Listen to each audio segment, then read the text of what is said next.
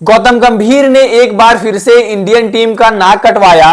गौतम गंभीर की कोचिंग में एक और भारतीय टीम ने शर्मनाक रिकॉर्ड में अपने नाम को दर्ज करवाया। हेलो दोस्तों, वेलकम बैक टू द क्रिकेटोलॉजी। भारतीय टीम के इतिहास में वैसे तो कोचेस ना जाने कितने सारे रहे हैं, लेकिन ऐसे कम ही कोच होते हैं जो खिलाड़ियों में इतने सारे बदलाव करते हैं जिनके आते ही कोई भी खिलाड़ी अपने आप को सेफ और सिक्योर महसूस नहीं करता। इससे पहले हमने राहुल द्रविड़ सर को भी देख लिया, इससे पहले हमने रवि शास्त्री सर को भी देख लिया।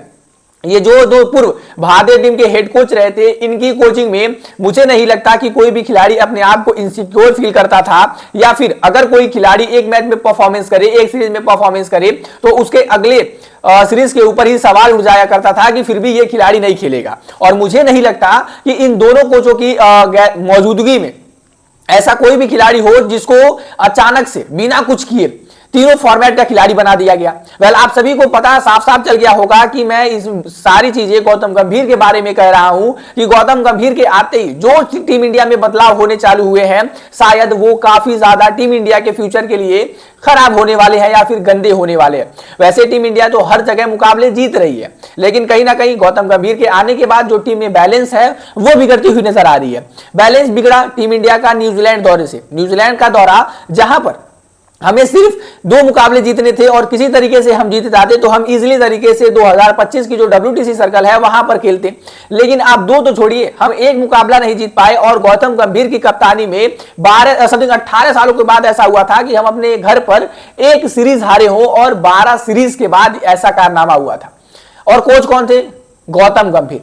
गौतम गंभीर जब हेड कोच नहीं थे, वो दूसरे कोचेस पे काफी सवाल जवाब उठाया करते थे कि यार ये ऐसा है, वो वैसा है, मैं आऊंगा तो टीम में ये कर दूंगा, वो कर दूंगा, इतने चेंजेस करूंगा। हालांकि हमने सब कुछ देखा, गौतम गंभीर आते हैं, टीम में लगातार चेंजेस करते हैं, लेकिन नहीं चेंज कर पाते हैं तो टीम इंडिया की उस लेगेसी को, जो टीम इंडिया लगातार चलती जा रही थी, उसको थोड़ा और अच्छा चेंज करके बनाना था। लेकिन हम कहां से कहां चले आए, और हम टेस्ट क्रिकेट में कहां राज किया करते थे और अब हम कहां चले आए।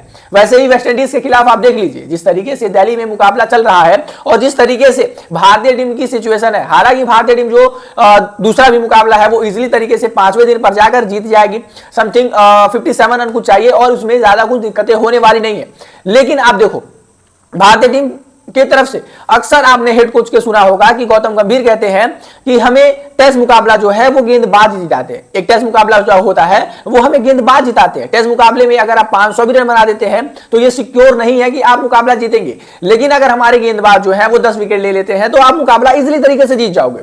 गौतम गंभीर यानी जो बॉलरों की फेवर में बात किया करते थे, वही गौतम गंभीर है ये, जो अब ये वही गौतम गंभीर है जो अब इनको 8 बल्लेबाजों के साथ जाना पड़ता है। जी हाँ, आप सोचो 11 खिलाड़ियों में से इनके पास 8 बैटिंग ऑप्शन है और ये प्योर गेंदबाज की तरफ अब देख ही नहीं रहे हैं। कुलदीप यादव, जिनको ऑस्ट्रेलिया टूर पे लिया जाता है, खिलाया नहीं जाता, इंग्लैंड टूर पे लिया जाता है, खिलाया नहीं जाता, वो सिर्फ और सिर्फ घरेलू पिचेस के ही गेंदबाज बन के रह चुके हैं। हालांकि उनके नाम इंग्लैंड में फाइफर है, उनके नाम ऑस्ट्रेलिया में फाइफर है, तो इससे कुलदीप यादव की हमें काबिलियत पता चलती है। लेकिन हमें इससे कहीं ना कहीं हमें गौतम गंभीर के उस माइंडसेट को भी नजर आता है कि वो जिस तरीके से चाहेंगे वो टीम को कंट्रोल करेंगे। कहीं ना कहीं आप जब से देखो वो आए हैं, रोहित शर्मा और विराट कोहली, सबसे अगर सेफेस्ट उनके लिए कोई कोच था तो वो थे राहुल द्रविड़। मुझे लगता है कि राहुल द्रविड़ उनके हर एक फैसले में उनका साथ दिया करते थे। यहां तक राहुल द्रविड़, ऐसा अक्सर होता नहीं है कि खिलाड़ियों के कहने पे कोई कोच जो है वो अपने कार्यकाल को 1 साल के लिए आगे बढ़ा दे। जी हां, राहुल द्रविड़ ने ऐसा किया 2024 के T20I वर्ल्ड कप से पहले, जब हमने 1 साल पहले 2023 में ODI वर्ल्ड कप गंवाया था और टीम इंडिया ने उस वक्त खून के आंसू रोए थे। तो उस रात गौतम गंभीर ने, उस रात रोहित शर्मा ने राहुल द्रविड़ से कहा था कि आप राहुल भाई हमारे साथ 1 साल और रह जाओ और हम बारबाडोस में 2024 का T20I वर्ल्ड कप जीत कर आएंगे। जी हाँ, और होता कुछ ऐसा है। राहुल द्रविड़ जो है वो रोहित शर्मा की बातों को मानते हैं, टीम इंडियन के सीनियर प्लेयरों को मानते हैं और उनकी कोचिंग देने के लिए, टीम के साथ रहने के लिए तैयार हो जाते हैं।